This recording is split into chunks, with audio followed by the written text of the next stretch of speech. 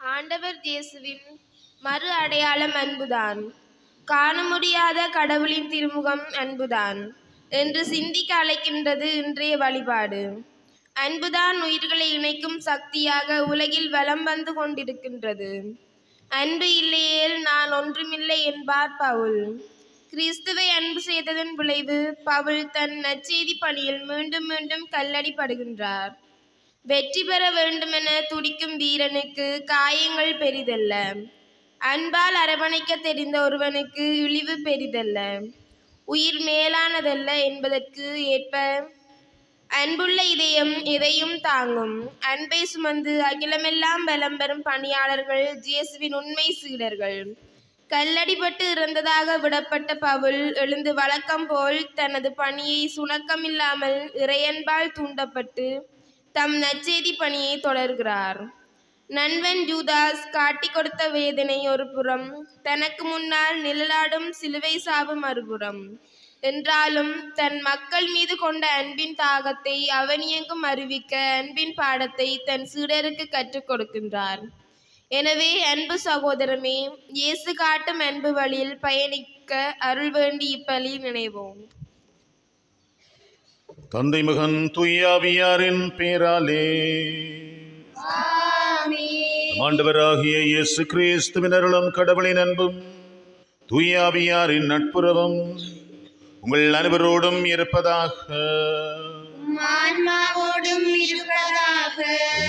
பிரியமான சகோதரங்களை, பாஸ்க காலத்தின் 5வது வாரத்தை ஆரம்பிக்கின்ற இந்த நாளிலே ஆண்டவர் எங்களை அன்பின் சாட்சிகளாக, அவருடைய மறு உருவாக, அவரை அடையாளப்படுத்துகின்ற கருவிகளாக அறிமுகப்படுத்துகின்ற சீடர்களாக வாழ அழைக்கின்றார்.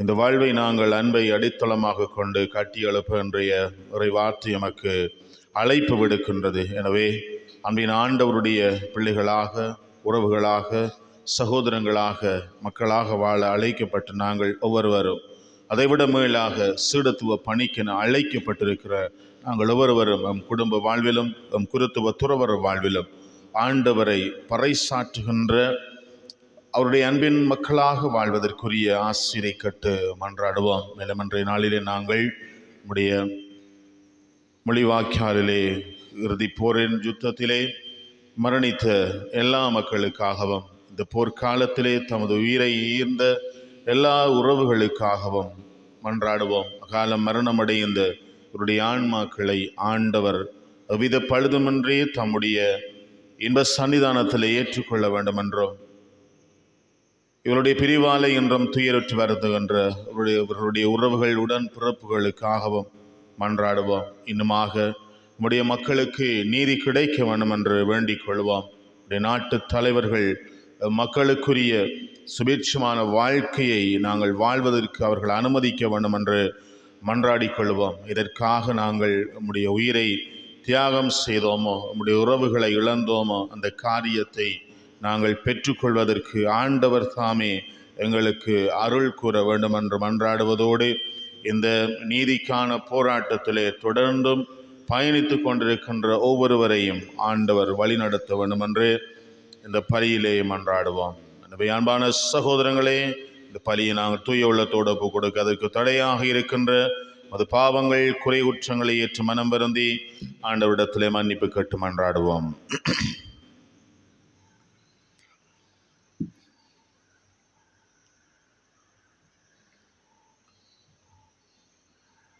எல்லாம் வல்ல இறைவனிடமும் சகோதர சகோதரிகளே உங்களிடமும் நான் பாவி என்று ஏற்றுக்கொள்ளுகின்றேன்.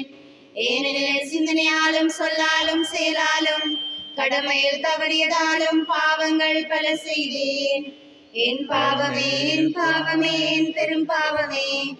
ஆகையால் எப்பொழுதும் கனியான புனித மரியாதையும் வானதூதர் புனிதர் அனைவரையும் சகோதர சகோதரிகளையும் நம் இறைவனாகிய ஆண்டவரிடம் எனக்காக வேண்டிக் கொள்ள மன்றாடுகின்றேன். எல்லாம் விலகிறவனம் மீதிருக்கும் வயிற்று நம் பாவங்களை மன்னித்து மைநிலை வாழ்வுக்கு அழைத்து செல்வாராக. ஆமென். ஆண்டவரே இரக்கமாயிரம். ஆண்டவரே இரக்கமாயிரம். கிறிஸ்துவே இரக்கமாயிரம். இயேசுவே இரக்கமாயிரம். ஆண்டவரே இரக்கமாயிரம். ஆண்டவரே இரக்கமாயிரம்.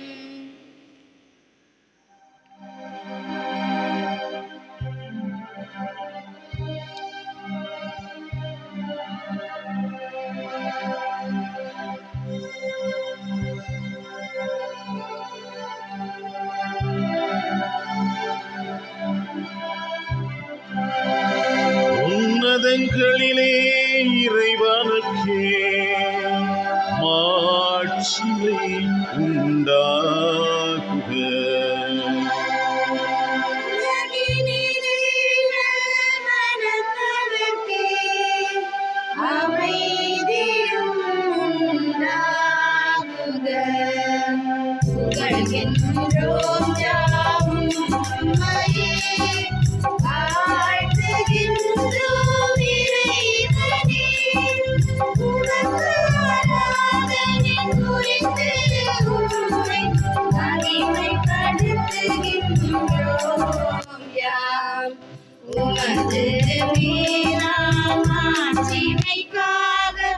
உமக்கு நன்றி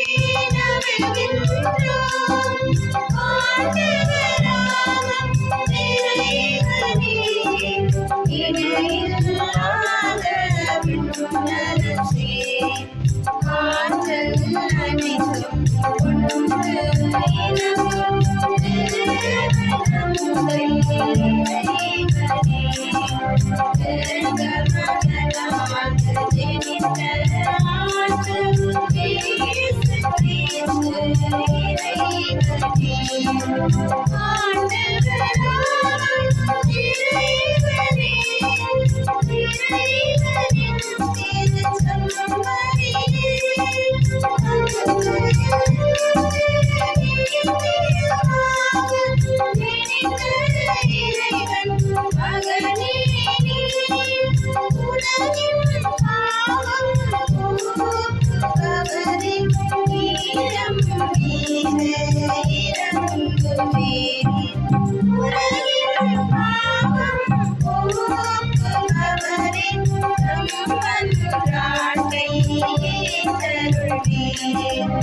தந்தையின் கலத்தில் வீற்றிருப்பவரே, நீரம் மீது இறங்குவே. நீரொருவரே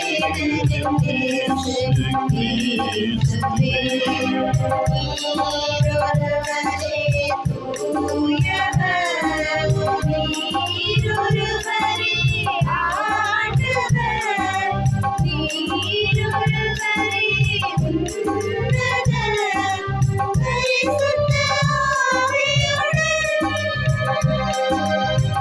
தந்தை இறைவனின் மாட்சியில்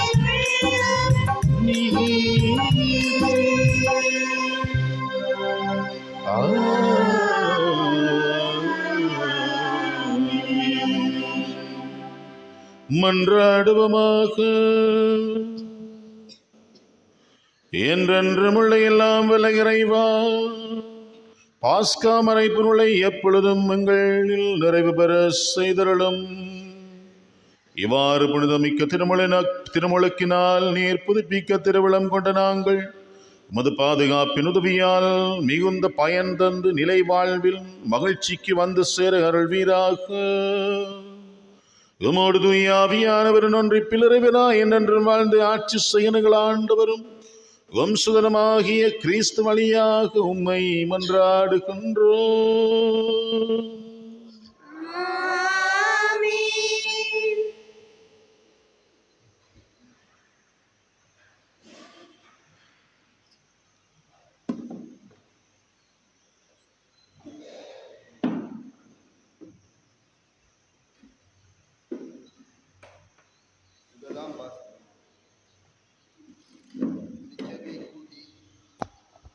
கடவுள் தங்கள் வழியாக செய்த அனைத்தையும் அறிவித்தார்கள்.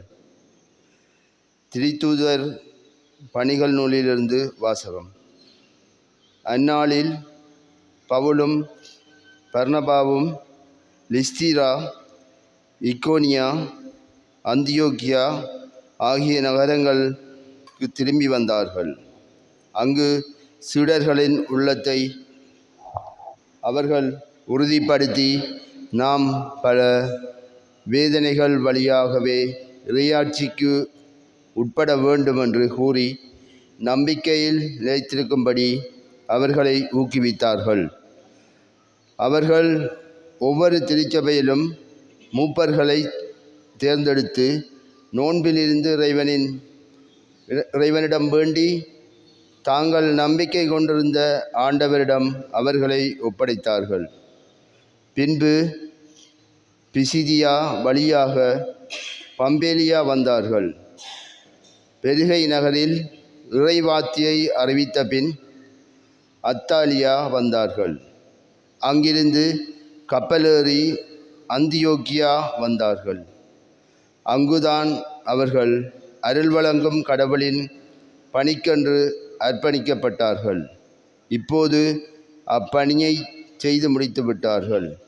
அவர்கள் அங்கு வந்ததும் திருச்சபையை கூட்டி கடவுள் தங்கள் வழியாக செய்த அனைத்தையும் அவர் பிற இனத்தவருக்கு நம்பிக்கை கொள்ளும் வாய்ப்பை கொடுத்ததையும் அறிவித்தார்கள். இது ஆண்டவர் வழங்கும் அருள்வாக்கு. உமக்கு நன்றி.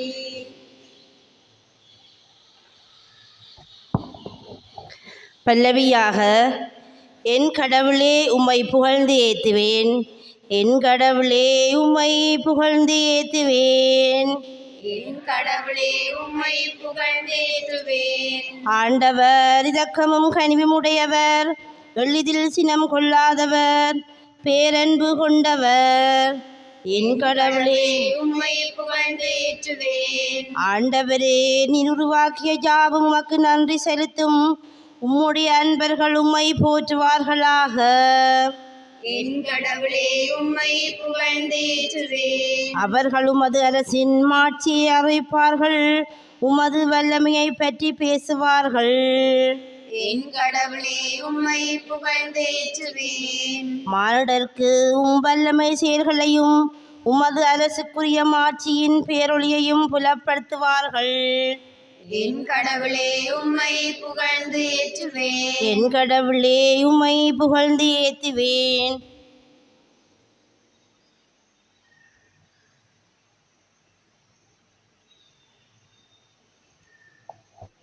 இரண்டாம் வாசகம்.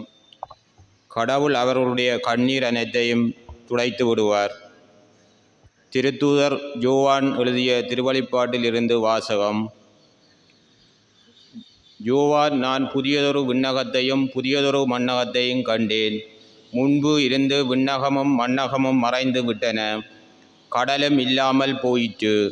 அப்பொழுது புதிய எருசலேம் என்னும் திருநகர் கடவுளிடமிருந்து விண்ணகத்தை விட்டு இறங்கி வர கண்டேன். தன் மணமகனுக்காக தன்னையே அணி செய்து கொண்ட மணமகளைப் போல் அது ஆயத்தமாயிருந்தது. பின்பு விண்ணகத்திலிருந்து எழுந்த பெரும் குரல் ஒன்றை கேட்டேன். அது, இதோ கடவுளின் உறைவிடம் மனிதர் நடுவே உள்ளது. அவர் அவர்கள் நடுவே குடியிருப்பார்கள். அவர்கள் அவருக்கு மக்களாயிருப்பார்கள். கடவுள் தாமே அவர்களோடு இருப்பார். அவரே அவர்களுடைய கடவுளாயிருப்பார். அவர்களுடைய கண்ணீர் அனைத்தையும் அவர் துடைத்து விடுவார். இனிமேல் சாவு இராது, துயரம் இராது, அழுகை இராது, துன்பம் இராது. முன்பு இருந்தவையெல்லாம் மறைந்து விட்டன. அப்பொழுது அரியணையில் வீற்றிருந்தவர், இதோ நான் அனைத்தையும் புதியது ஆக்குகிறேன் என்று கூறினார். மேலும், இவ்வாக்குகள் நம்பத்தக்கவை, உண்மையுள்ளவை என எழுது என்றார். இது ஆண்டவர் வழங்கும் அருள்வாக்கு. இறைவா உமக்கு நன்றி.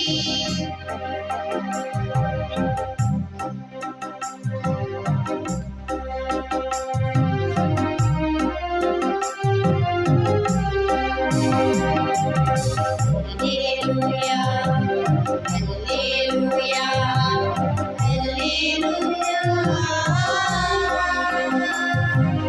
அல்லேலூயா, அல்லேலூயா, அல்லேலூயா. அல்லேலூயா, அல்லேலூயா. ஒருவர் மற்றவரிடம் அன்பு செலுத்துங்கள் என்னும் புதிய கட்டளையை நான் உங்களுக்கு கொடுக்கிறேன். நான் உங்களிடம் அன்பு செலுத்தியது போல நீங்களும் ஒருவர் மற்றவரிடம் அன்பு செலுத்துங்கள் என்கிறார் ஆண்டவர். அல்லேலூயா.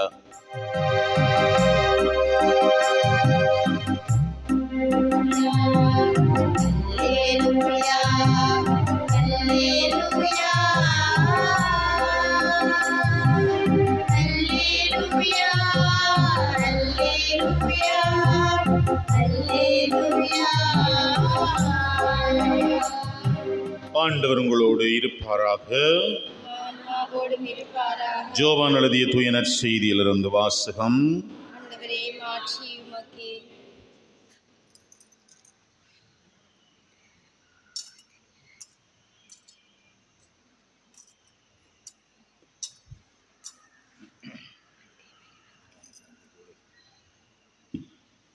யோவான் நற்செய்தி அதிகாரம் 13 திருவசனங்கள் 31 தொடக்கம் 33 முதல் பகுதியும் அதைத் தொடர்ந்து 34 35 வசனம் வரை.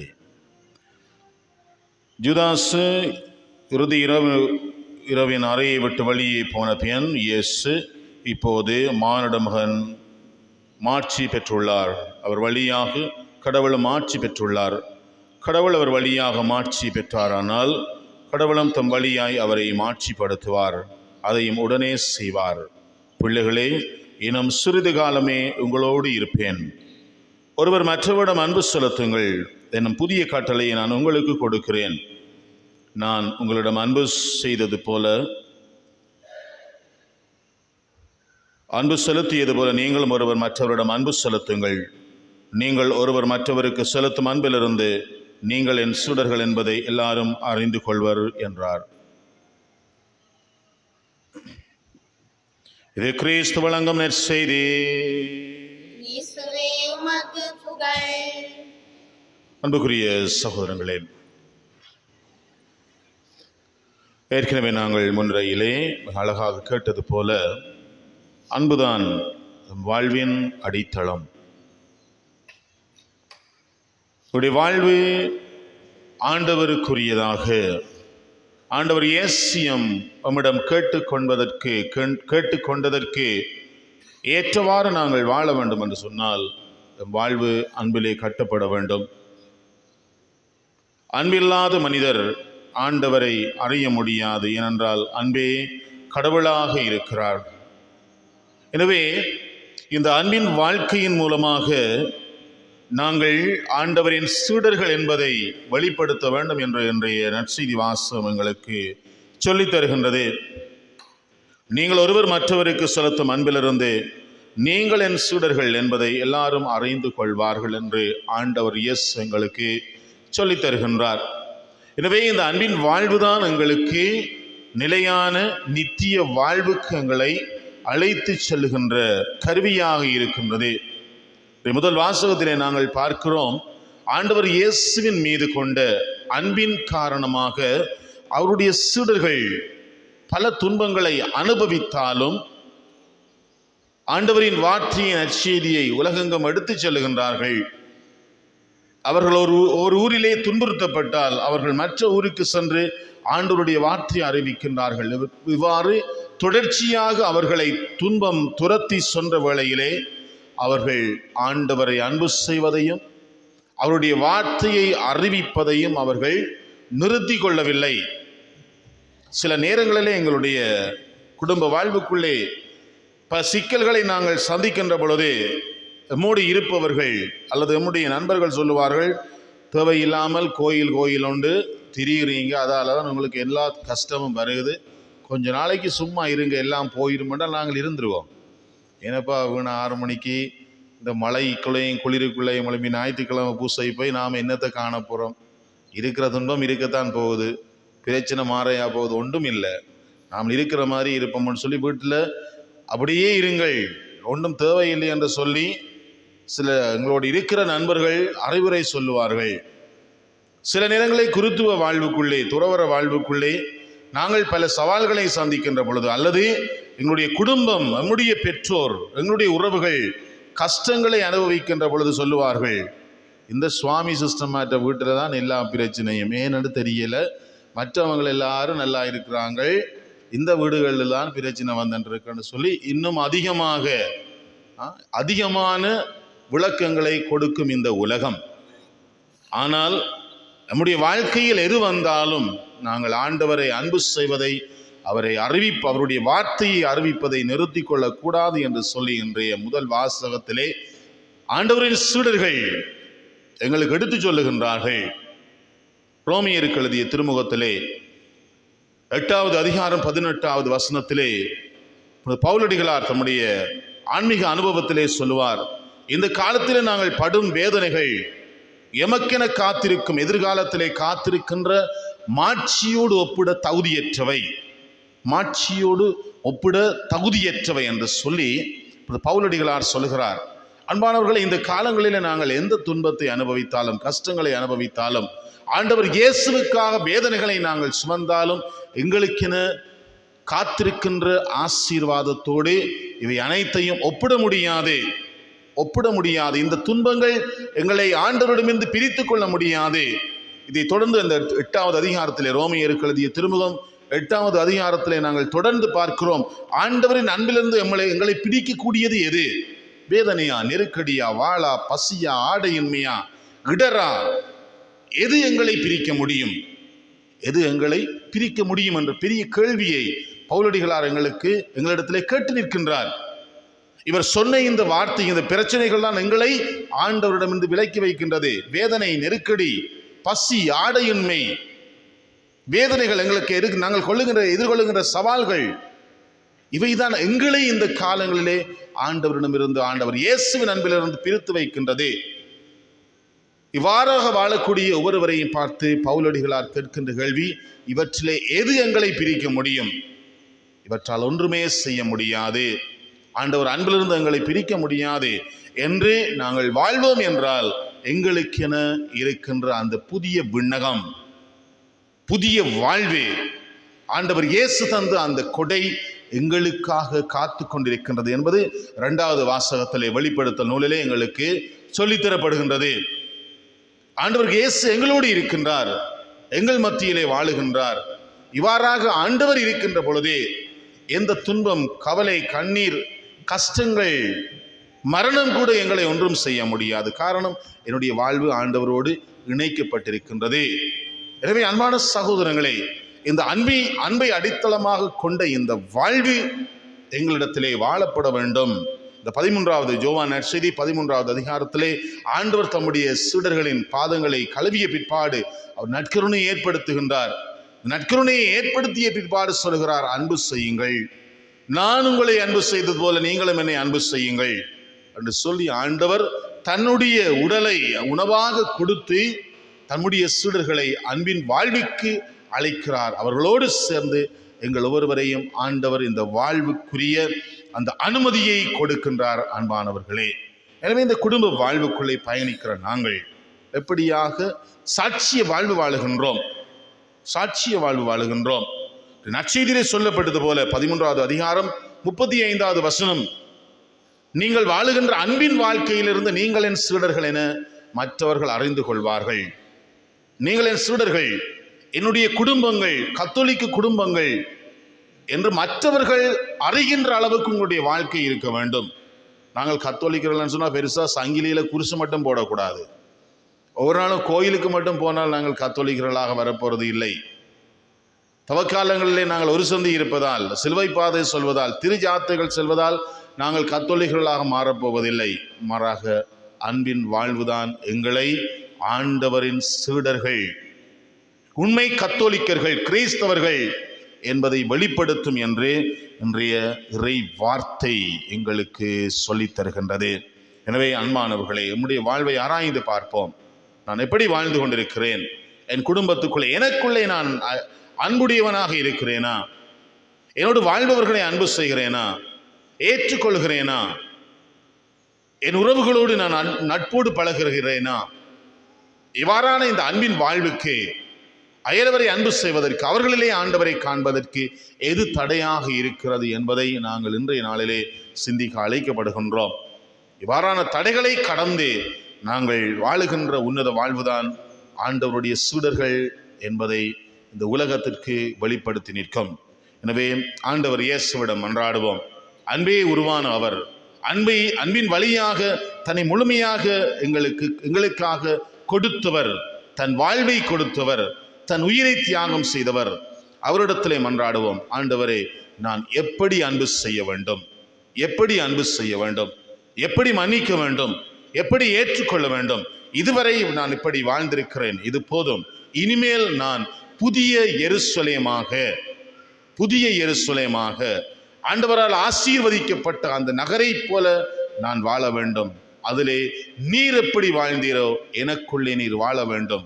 என்னுடைய வாழ்வையும் நீர் மாற்ற வேண்டும் என்று சொல்லி தொடர்கின்ற பலி வழியாக மன்றாடுவோம். ஆமேன். எழுந்து நின்று நம் விசுவாசத்தை அறிக்கையிடுவோம். ஒரே கடவுளை நம்புகின்றேன்.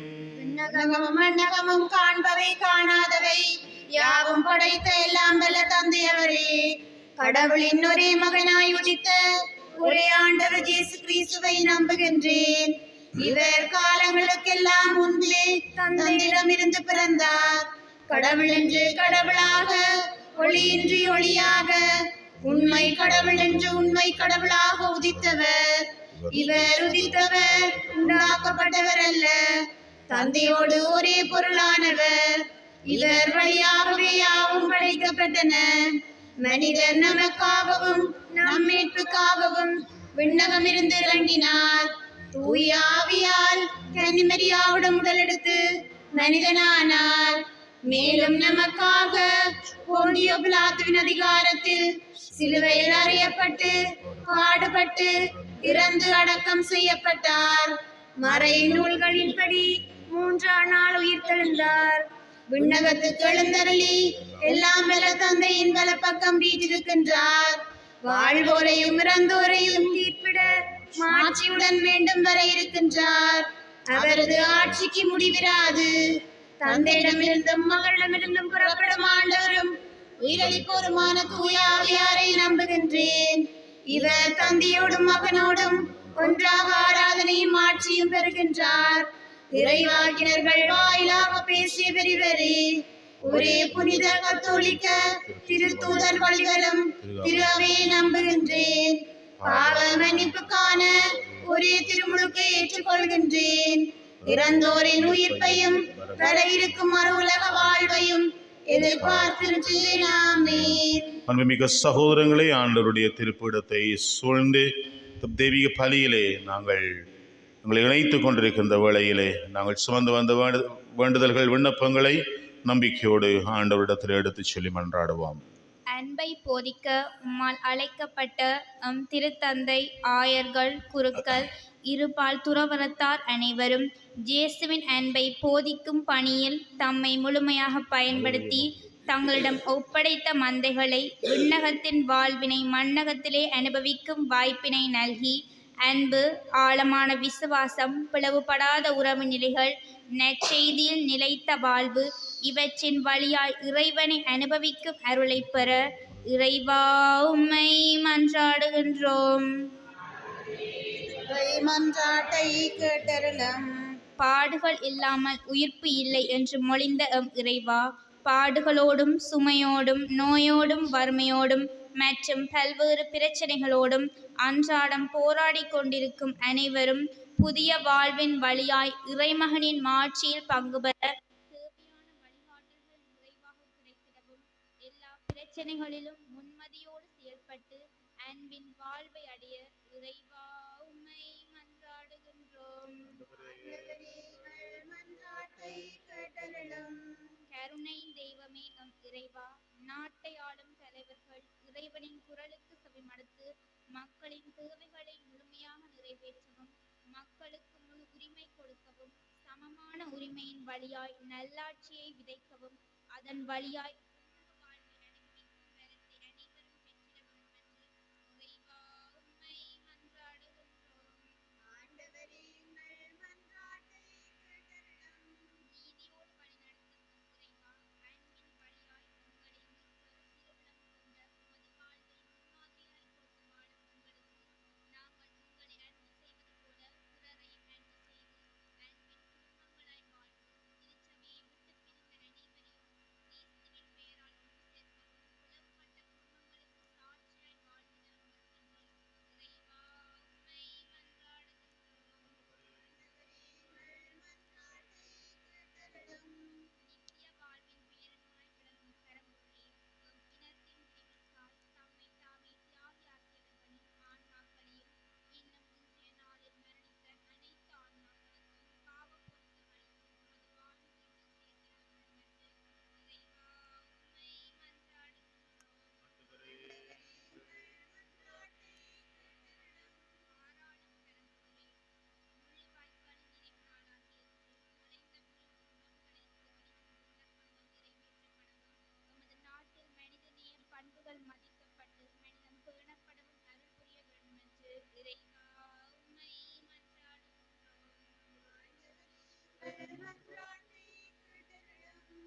தனிப்பட்ட தேவைகளுக்காக மௌனமாக மன்றாடுவோம்.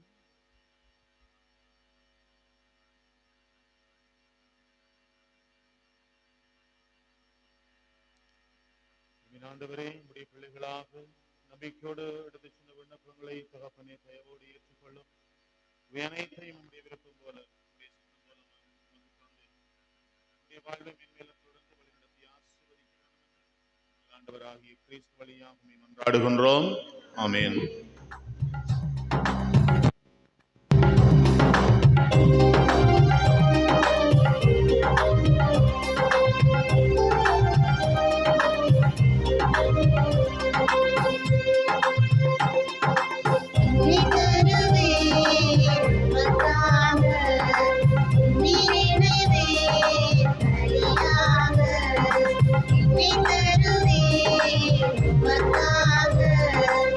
நீ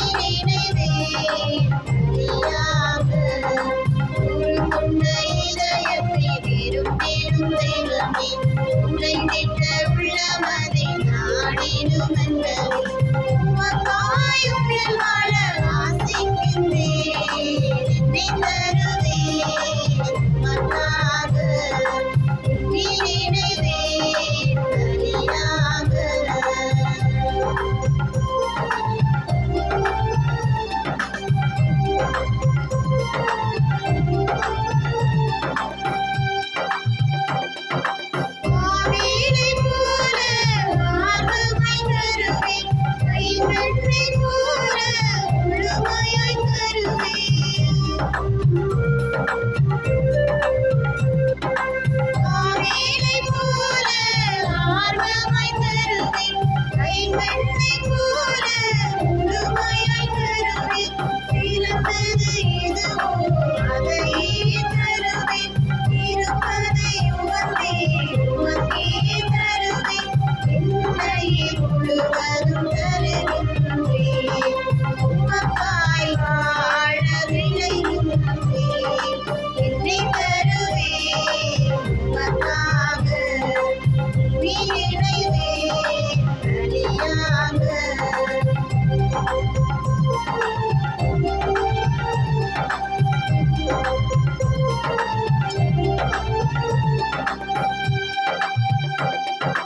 ஆபிரகாமை போல தயங்காமல் தருவேன். யோபுவை போல அனைத்தையும் இழப்பேன். ஆபிரகாமை போல தயங்காமல் தருவேன். யோபுவை போல அனைத்தையும் இழப்பேன். முழுமை எதுவோ அதையே தருவேன். வாழ்வின் பயனை நிறைவாய் தருவேன். என்னையே முழுவதும் தருகின்றேன். உமக்காய் வாழ விளைகின்றேன். என்னை தருவேன் உமக்காக. உயிரிழைவேன் பலியாக. என்னை தருவேன் உமக்காக. உயிரிழைவேன் பலியாக. சகோதரங்களினுடைய முழுதுமான இப்படி எல்லாம் வல்ல தந்தையாகிறவனை கேட்டதாகும்படி மன்றாடுங்கள்.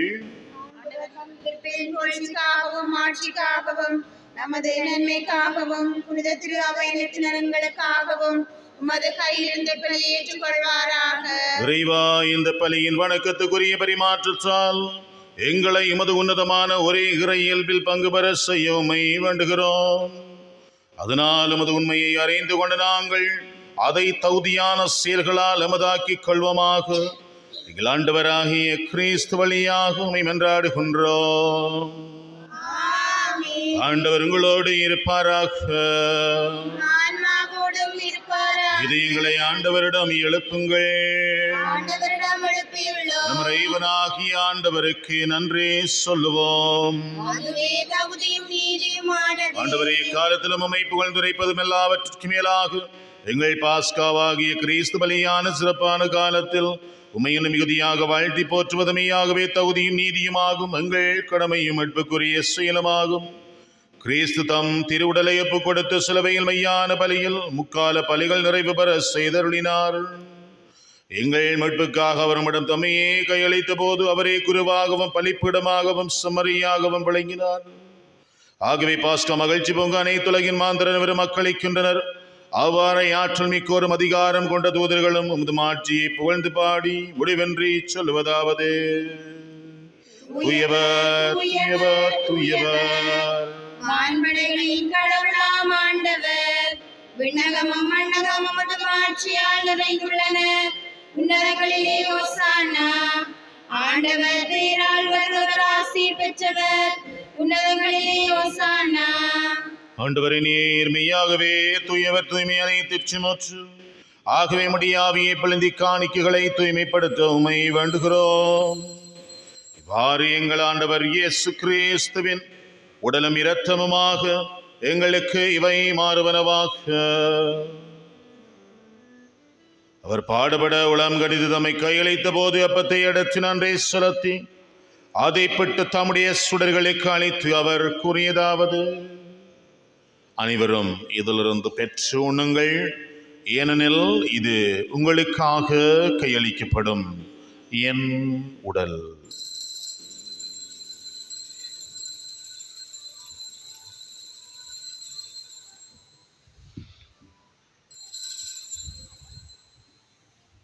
அவனமே இரவு விருந்தை அருந்தியவின் கண்ணத்தையும் எடுத்து மீண்டும் உமக்கு நன்றி கூறி தம் சுடருக்கு அளித்து அவர் கூறியதாவது: அனைவரும் இதிலிருந்து பெற்று பருகுங்கள், ஏனெனில் இது புதிய நிலையான உடன்படிக்கைக்குரிய இரத்தத்தின் கிண்ணம். இது பாவம் மன்னிப்புக்கன்று உங்களுக்காகவும் எல்லாருக்காகவும் சிந்தப்படும். இதை என் நினைவாக செய்யுங்கள்.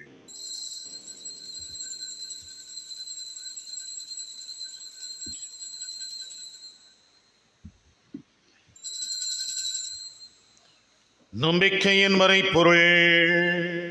உலகின் மீட்பரே, எங்களை மீட்டருளும்.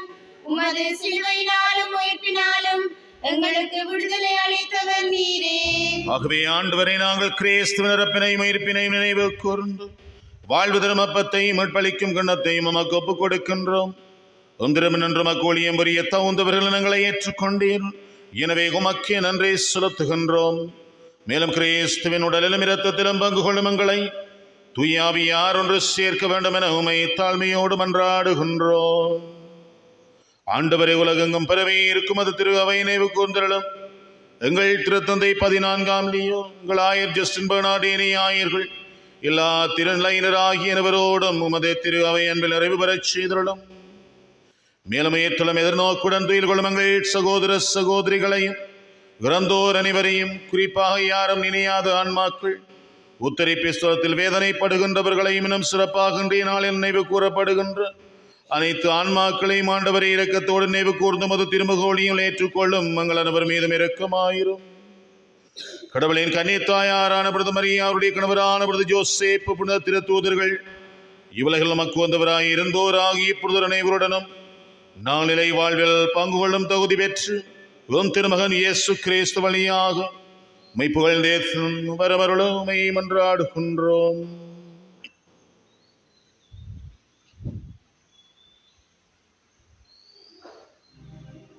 இவர் வழியாக இவரோடு இவரில் எல்லா வல்ல இறைவனாகிய தந்தையே, தூய ஆவியாரின் ஒன்றிப்பில் எல்லா புகழும் ஆட்சியும் என்றென்றும் உமக்கு உரியதே.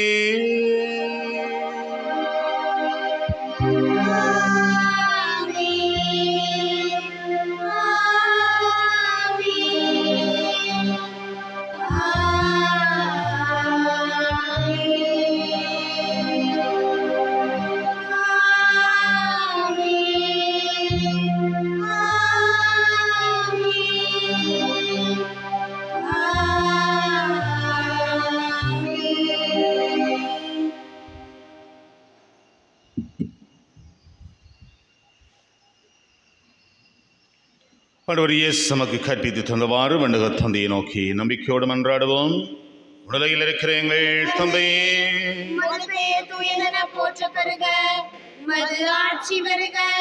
உமது திருவிழம் முன்னுலகில் நிறைவேறுவது போல மண்ணுலகிலும் நிறைவேறுக. எங்கள் அன்றாட உணவை இன்று எங்களுக்கு தாரும். எங்களுக்கு எதிராக குற்றம் செய்வோரை நாங்கள் மன்னிப்பது போல எங்கள் குற்றங்களை மன்னியும். எங்களை சோதனைக்குட்படுத்தாதேயும், தீமையிலிருந்து எங்களை விடுவித்தருளும். ஆண்டவரே, தீமை அனைத்திலும் இருந்தங்களை விடுவித்தங்கள் வாழ்நாளில் அமைதியை கனிவுடன் நிரளவுமை மன்றாடுகின்றோம். முதிரக்கத்தும் தவியால் நாங்கள் பாவத்திலிருந்து எப்போதும் விடுதலை பெற்று யாதொரு கிழக்கமும் என்று நிலமாயிருப்போமாக. நாங்கள் எதிர்நோக்கி இருக்கும் பேரின்பத்திற்காகவும் எம் மீட்பராகிய இயேசு கிறிஸ்துவின் வருகைக்காகவும் காத்திருக்கின்றோம். ஆண்டவரே இயேசு கிறிஸ்துவை அமைதி உங்களுக்கு விட்டு செல்கிறேன், என் அமைதி உங்களுக்கு அளிக்கிறேன் நம்முடைய திருத்தூதர்களுக்கு பொழிந்தீரே. ஆண்டவர் எங்களுடைய பாவங்களை பாராமல் உமது திரு அவை நம்பிக்கையை கண்ணோக்கி உமது திருவிழத்திற்கு ஏற்பதற்கு அமைதியை ஒற்றுமையும் அளித்தருள்வீராக. என்றும் வாழ்ந்து ஆட்சி செய்கின்றவர் நீரே. ஆண்டவர் இயேசு தருகின்ற அமைதி உங்கள் அனைவரோடும் இருப்பதாக. ஒருவருக்கொருவர் ஆண்டவர் இயேசு தரும் அமைதி பகிர்ந்து கொள்வோம். உங்களுக்கு சமாதானம்.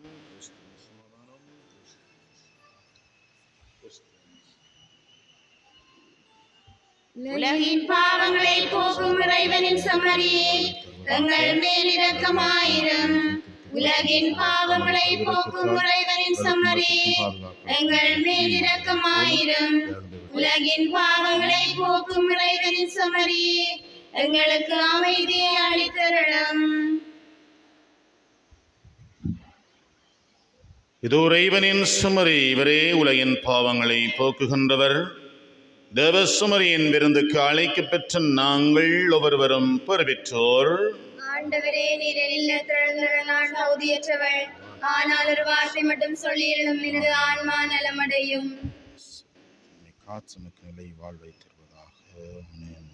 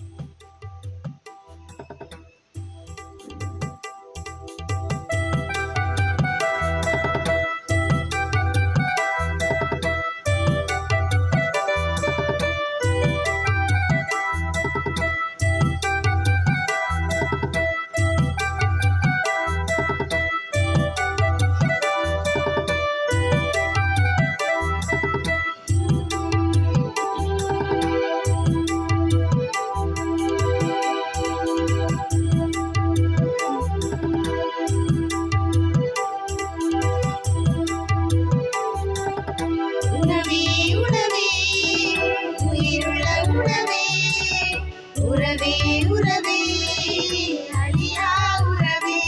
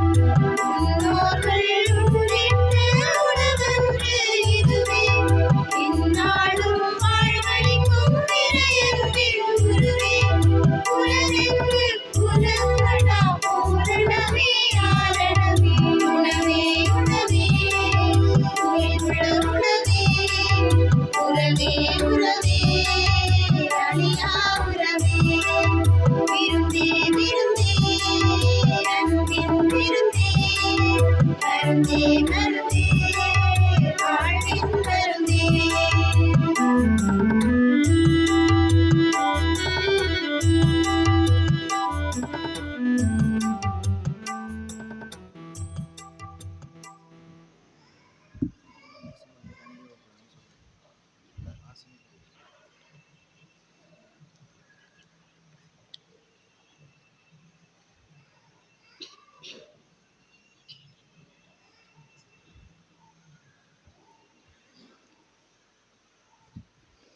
அன்பான சகோதரங்களே, திருப்பலி முடிந்த பிற்பாடு இங்கே ஆலயம் ஒன்றில் எங்களுடைய அந்த மொழிவாய்க்கால் கஞ்சி பகிரப்படும். அனைவரையும் இந்த பகிர்விலை கலந்து கொள்ளுமாறு அன்போடு கேட்டுக்கொள்கிறோம்.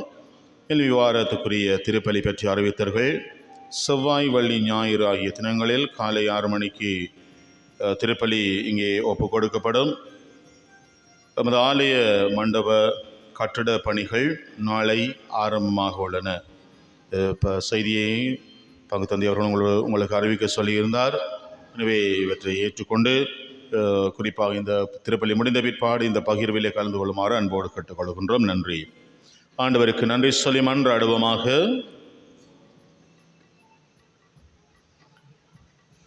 ஆண்டவரே, விண்ணுக மறை நிகழ்வுகளால் நீர் நிறைவு செய்தகும் மக்களுடன் கனிவாய் தங்கியிருக்க உம்மை வேண்டுகிறோம். பழைய நிலையிலிருந்து வாழ்வின் புதிய நிலைக்கு நாங்கள் கடந்து சொல்ல செய்தருள்வீராக. ஆண்டவராகிய கிறிஸ்து வழியாக உம்மை மன்றாடுகின்றோம். ஆண்டவர் உங்களோடு இருப்பாராக. எல்லாம் வல்ல இறைவன் தந்தை, மகன், தூயாவியார் உங்கள் ஒவ்வொருவரையும் உங்கள் குடும்பங்களையும் நிறைவாக ஆசீர்வதித்து பாதுகாத்து வழி நடத்துவாராக. கிறிஸ்துவின் அன்பிலும் அன்னைமரியின் பரிந்துரையிலும் மகளுடன் சென்று வாழ்வோம். அல்லேலூயா, அல்லேலூயா. இறைவனுக்கு நன்றி. அல்லேலூயா, அல்லேலூயா.